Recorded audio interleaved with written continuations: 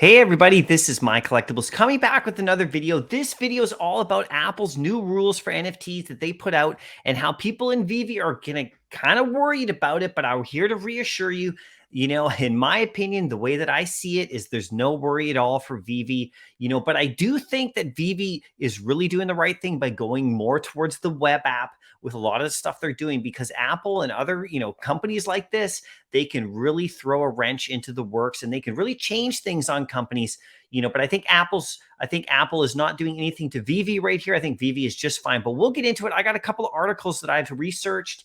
I've watched a few other videos too, and I just want to reassure you that I think we're all good, but let's get into it. I will explain it for sure. Now check it out. Here's a nice one. I will put links to these articles in the description of the video so you can check it out as well. And then you can make up your own mind, but we'll see what Veve has to say. But here's a nice article right here. It just explains a bit. Apple bans using NFTs to unlock content and features in apps. So let's just read this a little bit. I'll explain it a bit. But Apple continues to clarify its controversial stance on NFTs. So these rules do affect other projects and things, but not Veve specifically, right? The tech giant published updates in its App Store review guidelines Monday with a new language surrounding NFTs. Okay, so right here, apps may use in-app purchases to sell services related to NFTs, such as minting and listing and transferring. All that normal stuff is totally fine. Apps may allow users to view their own NFTs, and this is the key, you guys.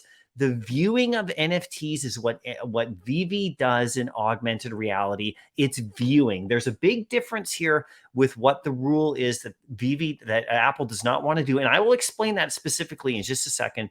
Providing that ownership does not unlock features or functionality within the app. So what they don't want, okay, this is how I interpret it right here, and is they don't want your NFTs to then unlock stuff. So say you get an NFT, like if you looked at the recent Lord of the Rings NFTs that I did a video on, if you got one of those, you unveiled it, and then it unlocked all these content and stuff like that, like movie and stuff like that, and all sorts of additional things, and they certainly don't want it to unlock links to other places, where you can get other stuff and buy other stuff. They just want it to be what it is. You just get your NFT and then that's it right there. And it doesn't unlock different features and give you different, avenues to go buy other stuff, because then it's super, it goes above and beyond the App Store. So they can't get their fees, right? This is what Apple doesn't want, right? So right here, this may actually deter users from purchasing NFTs.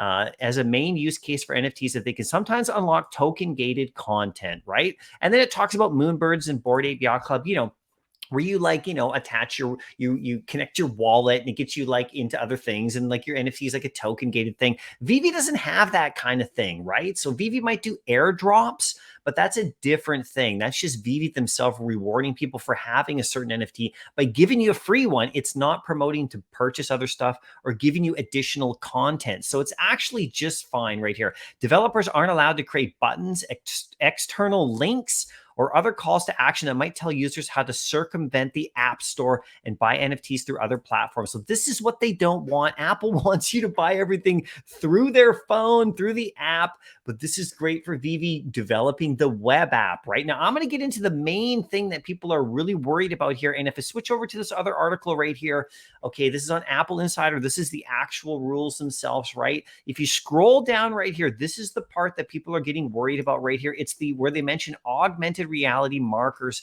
So apps may not use their own mechanisms to unlock content or functionality, such as license keys. And then they say augmented reality markers. Now, this is very specific, you guys, and Veve does not have this in it, okay? An augmented reality marker is when you scan something with your phone, like a QR code or, that kind of idea, and it brings up content, like, that kind of thing. There's usually a symbol or so associated with that. They do not want that. But what Veve has, okay, is actually, if you scroll to this article right here, it explains it. I'll put this one in the description too, so you can explain the difference between marker-based and markerless.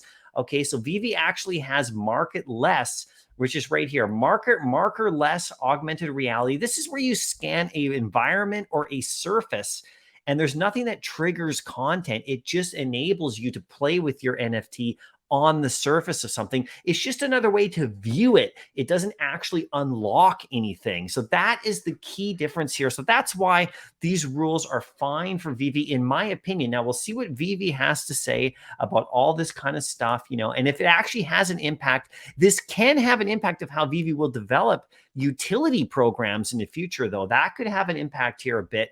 But, Veve hasn't really gone down that road yet of unlocking new content. They've only just started doing airdrops, where we actually get something for owning your NFT. And it's an additional NFT, right? There's no NFT in here that actually unlocks something and takes you to another place, because that's what Apple does not want, very specifically. So right here, it says this latest update doubling down on in-app purchases makes sense, considering Apple's previously announced it was going to take 30% cut of all NFTs sold in apps offered through its platform. So yeah, Apple's really picking up the thing right here, but it's okay because the web app is where Veve seems to be really going, in my opinion. Anyway, that's where I would buy all my gems. Anyway, I wouldn't do it through the App Store. I don't want to pay extra stuff anyway. So this is perfect for the, for Veve having their web app developed and actually pushing stuff through there. You can see the one-of-ones are only available on that platform, so they're not even available on the web app, on the app, of the phone app. They're only available on the web app. So, that makes sense for sure right here. But I will put the links to these articles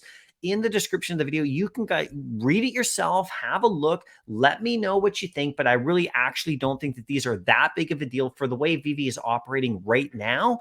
But future utility stuff, this does close the door on a couple of things, but I don't think Veve is really going in those directions anyway, sending you to other ways and getting you to buy other stuff through your NFTs. If you have a Disney NFT and they want to give utility to that NFT when you go to the park, for example, and you show it, that is not affected by this news at all. I mean, Apple can't stop that kind of thing because it's nothing to do with the app itself or with the NFT in the app and where it takes you.